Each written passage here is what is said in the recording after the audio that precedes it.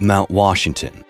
At 6,288 feet or 1,917 meters tall, in a country home to the Rockies, the Sierras, and the Alaskan Giants, it's almost difficult to even call it a mountain. But Mount Washington is deceptive. In fact, it's no exaggeration to say that Mount Washington experiences some of the worst conditions not just in the US, but anywhere on Earth. It's for this reason that it actually has the record for the most fatalities per vertical foot of any mountain on the planet. These are the disturbing incidents of the most dangerous small mountain in the United States. As always, viewer discretion is advised.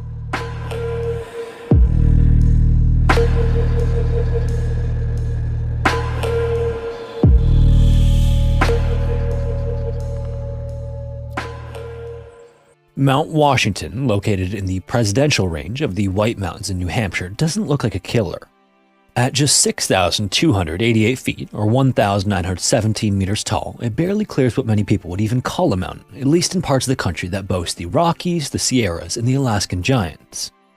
By all appearances, Mount Washington looks like a manageable day trip, a big hill you can knock up before lunch and still be back in time for a meal somewhere in quaint, cozy New Hampshire. But as the saying goes, appearances can be deceiving. Since 1849, Mount Washington has racked up a body count that seems abnormally high for its seemingly unimpressive conditions. With more than 160 known fatalities and hundreds of rescues every decade, Mount Washington is actually so deceptively dangerous that it holds the title of the mountain with the most deaths per vertical foot in the world. This is even stranger when you consider that at the summit there are several buildings and a tourist information desk, all seeming so harmless. And yet, not far from the tourist information desk, there's a framed poster that quietly hints the danger. It's a list titled Casualties of Mount Washington, with names stretching back almost 2 centuries. The truth is, Mount Washington's danger clearly isn't in its height. Instead, it's due to the conditions on it. The weather on it has been called the worst in the world, and that's actually not an exaggeration. Winds of more than 230 miles per hour or 370 kilometers per hour have been clocked at the summit. For context, that's just shy of the speeds of an F5 category tornado. These hurricane-force gusts also blast the peak more than 100 days a year, and temperatures plummet to levels that will freeze your skin solid in minutes. Even on a sunny, warm day at the base, conditions at the top can turn into a whiteout blizzard so fast that by the time you realize you're in trouble, it's already too late. And as a result, every year, Mount Washington lures in new victims. Some confident, some clueless, all of them unprepared for the merciless swings. Some die just a few feet from shelter, others vanish into the snow or slip off hidden cliffs.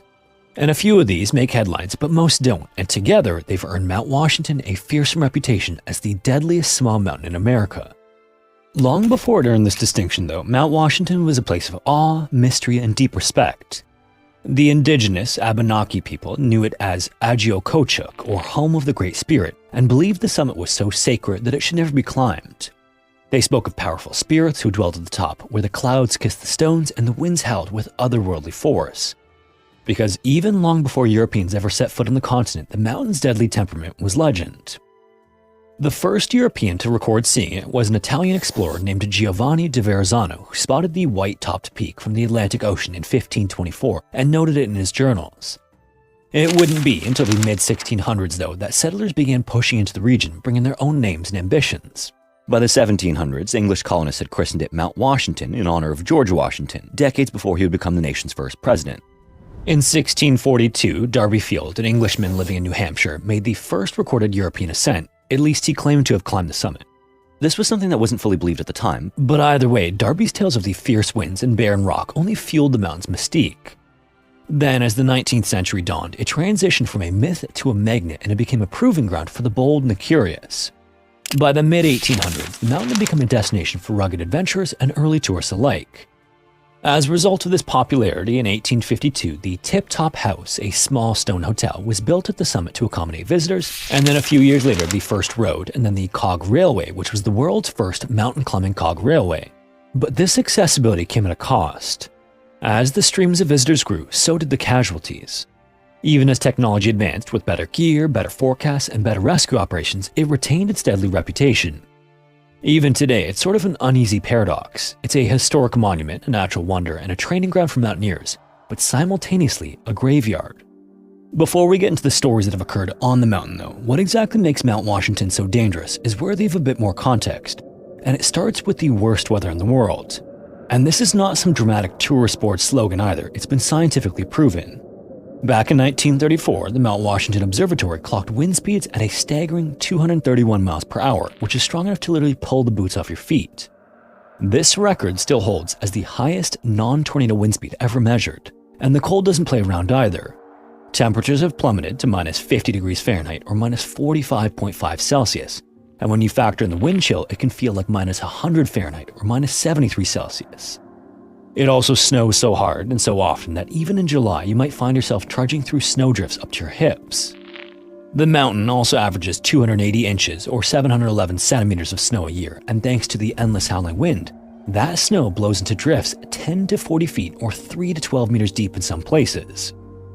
As you might imagine, this completely covers landmarks and trail markers, and the whiteout conditions are about as bad as it gets. And hikes up Mount Washington are more difficult than you'd expect from its size too. Every route, no matter how popular, involves a fairly brutal climb. Many start near sea level and climb to more than 4,000 feet or 1,200 meters in just a handful of miles. And in fact, one particular route, the Tuckerman Ravine route, actually works out to be a steeper gain per mile than Denali's famous West Buttress route. And then once you break above the tree line at around 4,400 feet, you're completely exposed. There are no trees to block the wind and no real shelter until the very top, just endless rocks and the occasional sheer drop. The average hike time is also about 8 hours, and that's assuming you don't get blown off course, cramp up, run out of daylight, or have to even find the trail because it was erased by snow. Maybe worst of all though is that Mount Washington just feels accessible. It's right there, just a few hours from Boston. You can drive to it, you can even ride a train to the summit, take a selfie, and grab a cup of hot chocolate at the gift shop. It looks tame and can even feel tame, but obviously this is deceptive. The mountain claimed its first recorded victim in October of 1849. Frederick Strickland, a 29-year-old Englishman, was determined to conquer Mount Washington despite winter-like conditions. He would end up reaching the summit, but it was on the descent that disaster struck. Strickland lost the trail somewhere in the dense wilderness of a ravine where the clouds and wind erased any landmarks. Then alone, disoriented, and battered by the elements, he wandered until his strength gave out. His body was later found frozen solid in the bed of a river. 6 years later, the mountain claimed a second notable victim, and its first woman. Lizzie Bourne was just 23 years old, and despite a pre-existing heart condition and heavy Victorian clothing that would have made movement difficult even in good weather, Lizzie set off with her uncle and cousin, aiming to see the next morning sunrise from the summit's famed tip-top house. As the afternoon wore on though, the weather deteriorated. Cold, wet winds tore at their clothes and clouds obscured the trailhead. Soon enough, with the night closing in and the trail invisible, the group built a crude stone shelter against the wind and huddled for warmth. By morning, however, Lizzie had succumbed to the cold and died of hypothermia. And tragically, in a cruel twist of fate, when the fog lifted, Tip-Top House stood just a few hundred feet away. It was so close, they probably could have crawled to it had they had known. But despite this well-documented history, Mount Washington keeps claiming victims to this day. On the morning of June 17, 2024, Jesse texted his longtime friend and neighbor, Dennis, to share his excitement. At 53, Jesse was an experienced hiker who had fallen in love with New Hampshire's White Mountains after moving to Massachusetts in the late 1990s. Many weekends found him venturing north from his home in Andover, sometimes with his wife and their 3 children, but often with his teenage son who shared his father's stamina for strenuous multi-day climbs. Then, even when he wasn't hiking, he was preparing for it, following outdoor YouTubers, researching the latest ultralight gear, and updating his list of dream climbs, including Mount Kilimanjaro. In his kitchen, he even had a map of New Hampshire's 4,000-foot peaks, and by June of 2024, he had already conquered 21 of them. That weekend as well, Jesse aimed to tackle one of the most storied and grueling routes in the White Mountains, something known as the Presidential Traverse. This is 20 miles or 32 kilometers across 7 exposed 4,000-foot peaks, including Madison, Adams, Jefferson, Washington, Monroe, Eisenhower, and Pierce. And he had hoped to share this trek with his son, but when his son couldn't get away from school, he decided to go solo. Around 9 a.m. that morning, he texted a photo of his packed gear to Dennis, smiling with anticipation. Then by Friday night, Jesse was at a tent site nestled in a quiet grove of hardwoods near the base of Mount Madison. He then sent a short drone video to his family capturing the surrounding wilderness. Early Saturday morning, Jesse set out on his path, and skies were overcast but manageable at first. As he climbed Mount Madison, though, and snapped a series of selfies from its summit, the weather worsened. Gray skies turned to steady rain, the peaks became hidden behind clouds, and wind tugged at his jacket hood. But still, Jesse pressed onward over the rocky summits of Adams and Jefferson. This is where things took a horrifying turn. At 2:50 p.m., he texted his wife, quote, "Got wet 3 miles from any civilization, a bit concerned about hypothermia." He then also added requests for her to watch his phone's tracking location. Then at 4:26 p.m., another text read, quote, "Heading to Mount Washington or Lake in the Clouds hut." By this point, the weather was collapsing faster than either of them realized. Up at the summit, winds roared to 80 miles per hour or 129 kilometers per hour, and temperatures nosedived. Sleet and snow also fell over the exposed ridgelines, and the wind chill dipped to -5 degrees Fahrenheit or -21 degrees Celsius. This is an unthinkable danger for anyone, much less a soaked and isolated hiker. Then just an hour later at 5:30 p.m., Jesse sent a gut-wrenching text, quote, "In trouble, can't move." His wife then immediately asked if she should call for rescue, and Jesse simply replied, quote, "Yes, could die." She then called 911, only to be told that rescuers needed a precise location before they could launch a mission. Afterward, his wife frantically tried to guide authorities using his last known coordinates from Jesse's phone, and their son helped pinpoint the longitude and latitude using satellite imagery. As this was going on, as they scrambled to coordinate help, his wife sent more messages asking if he was awake, and for a time, there was no reply. Then finally, there was another message from Jesse, quote, "I am lost, need help." This would be his final communication. Lieutenant Mark of New Hampshire Fish and Game received the report at 6:34 p.m. Rescue crews then loaded up a truck with tire chains and fought their way up the ice-glazed Mount Washington Auto Road. 4 hours later at 10:38 p.m., after hours of brutal searching, the first team found Jesse lying on the Gulfside Trail near Mount Clay, and he was unresponsive and deep into hypothermia. They then constructed a makeshift shelter to shield him from the storm and tried desperately to rewarm him. He was then evacuated back to the base of the mountain, and from there he was rushed to the hospital, but despite every effort, Jesse couldn't be saved. He was pronounced dead after several hours of attempted resuscitation. He had been less than a mile from the Lake of the Clouds hut, where he likely would have been safe. In the aftermath, understandably, Jesse's death sent shockwaves through his family and the hiking community that admired him. He wasn't some reckless adventurer or thrill seeker unprepared for the mountains. He was thoughtful, experienced, prepared, and still, he died anyway. And just 2 months later, Mount Washington struck again. In August 2024, a 72-year-old man decided to take the Cog Railway up to the summit and then hike down under his own power. This is a fairly common thing for tourists of the mountain, and it was a decision that seemed harmless at the time and should have been harmless. Again, this was August, so the man was dressed only in jeans, a thin raincoat, and hiking boots. As he descended though, the rain turned to sleet and the fog thickened and the summit's mild winds grew stronger. And worst of all, temperatures then plummeted to below freezing with the wind chill. A fellow hiker found his body the next day, sprawled along the Gulfside Trail, just half a mile from the summit. Close enough that he might have survived had he turned back sooner, or maybe he was already on his way back. Several months earlier, in March of 2024, 2 hikers were attempting to ski down the Tuckerman Ravine after a hard-earned climb up Left Gully. The snowpack, though, weakened by a week of warm temperatures and then flash frozen under new ice, had turned the slope into a death trap. Both hikers seemed to have slipped simultaneously, or the snow gave way and the two went into an uncontrolled slide, 600 vertical feet or 183 meters over hard snow, sharp rocks, and hidden crevasses. One of them was killed instantly in the slide. Then, just minutes later, in a tragic coincidence, another hiker fell in nearby Hillman's Highway and suffered critical injuries. And then there's Sarah, who didn't slip or get lost. In June of 1994, after finishing a skiing run on the head wall of Tuckerman Ravine, Sarah was making her way down when the mountain dropped a 15-ton chunk of ice on her. Falling ice in Tuckerman Ravine isn't a rare event, especially in late spring and early summer, and on that day, warnings had already been issued for unusually dangerous conditions. And so, several massive ice blocks broke free from the head wall, some big enough to crush entire groups of climbers. Sarah never stood a chance. A single erratic piece of falling ice struck her down in an instant. Avalanches, too, are a regular occurrence in the mountain.